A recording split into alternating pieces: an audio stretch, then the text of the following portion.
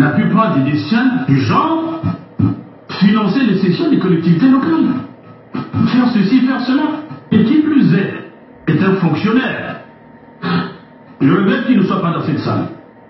J'aurais bien aimé qu'il fût dans cette salle. Il s'agit de Christelle Sassou Nguesso, député comme moi, qui aurait pu également écouter ce que l'on dit. La première question, j'aurais été Premier ministre à votre place, c'est lui demander, dites-moi, vous êtes fonctionnaire, parce que directeur d'une entreprise publique, c'est un fonctionnaire. Hein. Dites-moi, d'où vous tirez ces revenus? Vous n'êtes pas Bill Gates, vous n'êtes pas Dangote, première fortune d'Afrique, vous n'êtes pas Marcel Dassault, d'où tirez-vous vos fortunes? Au moment où l'on parle effectivement de la transparence. Et c'est ça qui alimente la corruption, je vais arriver tout à l'heure. Vous avez peur de vous attaquer à la corruption réellement. Et vous tournez autour du pot. Vous tournez autour du pot. Moi j'ai vu silence. Même dans tous les pays au monde, l'état de droit. Mais on doit quand même justifier ce que l'on fait. J'ai dit surtout si on est un fonctionnaire, dont on connaît les traitements. N'allez pas demander aux autres alors. Si à celui-là vous ne le faites pas, quel qu'il soit, quel que soit son patronyme, mais il est congolais, il est astreint à tous les devoirs. Oh, tout à l'heure vous avez même hésité, moi je ne suis pas civilaire, vous savez. Pour déjà l'âge que j'ai, type expérience en politique, oh, je ne dissimule pas mes sentiments, je dis ce que je pense librement. Peu importe ce que ça peut me donner, ça peut me coûter. Vous avez dit, mais il s'agit de qui? Vous semblez l'ignorer, mais il s'agit de Christelle Sassou Nguesso. C'est bien de lui. Silence. Et dites-lui, mais qu'est-ce qui se passe? Je ne comprends pas. Et vous devez être d'ailleurs même l'exemple, parce que c'est le fils d'eux.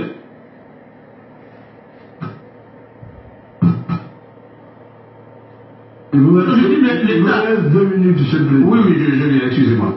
Mais dans ces conditions, l'État sera complice de détournement. Vous êtes accusé de complicité de détournement, effectivement, des deniers publics. Ou de recel des biens sociaux. Et c'est très grave. Parce que vous refusez de jouer votre rôle de Premier ministre. Quel est le message à ce moment-là à vous adresser aux autres Congolais qui voient, qui écoutent? Oui, il y a des privilégiés de la société qui peuvent rentrer en campagne parce que derrière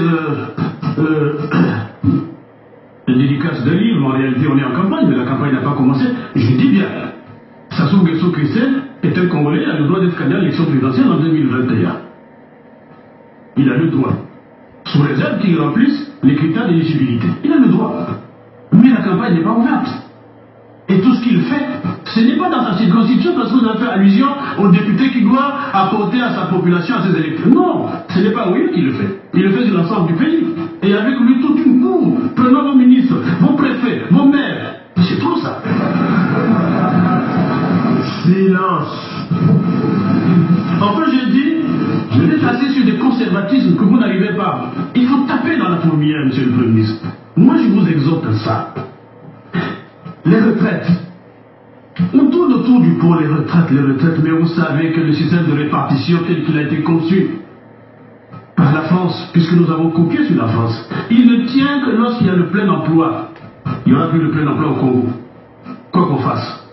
Il ne tient que si l'État a de l'argent pour faire des subventions. Ça, c'est peut-être du passé. Alors, qu'est-ce qu'il faut faire? On va continuer à sacrifier ceux aussi qui ont travaillé, qui ont droit à la richesse, à une part du gâteau national. J'ai dit, mais pourquoi ne pas regarder des petites choses? On peut commencer par des petites choses. Du genre. Mais la CREF avant 89, le Premier ministre le sait, je crois. Avant 89, c'était une administration au sein du ministère des Finances qui gérait les pensions. On en a fait un établissement public avec des charges énormes pour rien. Mais ramenons la caisse à ce qu'elle était avant. Rien que les charges de la caisse elle-même, je pense 1 milliard à peu près, 1 milliard et poussière, ce qui représente à peu près 20% du budget qui est alloué à la CREF. Mais si on ramenait la CREF à une administration, mais ça diminue les charges. Et en même temps, si on rentre les retraités dans le système de rotation, dans le paiement, ils auront au moins une pension tous les 2 mois, une pension tous les 3 mois.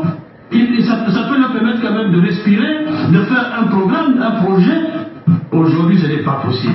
Ils ont 10 mois d'affilée, 7 mois d'affilée, mais nous les poussons à la mort, ces gens-là. Merci beaucoup, monsieur. Je n'avais pas fini, je vais terminer. Je termine par la corruption, s'il vous plaît.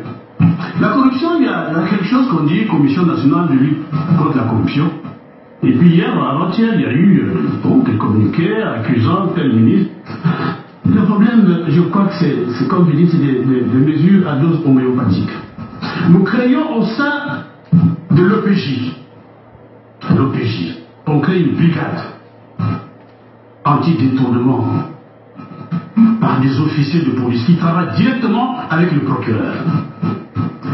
Dès qu'il y a un soupçon, quand que vous soyez, vous êtes interpellé, vous êtes mis en examen. Et la procédure suit. C'est une présomption, vous pouvez être libéré après. Mais au moins déjà. Et comme ça, chacun devra avoir peur. Mais vous dites commission de ceci, commission de cela. Et la suite, c'est quoi? Et donc voilà, on nous attend là. On nous attend sur notre lutte, la lutte contre la corruption. Aujourd'hui, elle est encore faiblement menée dans notre pays. Monsieur le Premier ministre, il faut que vous engagez de véritables réformes.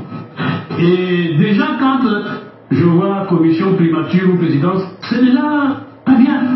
Il y a le soupçon que c'est pas indépendant.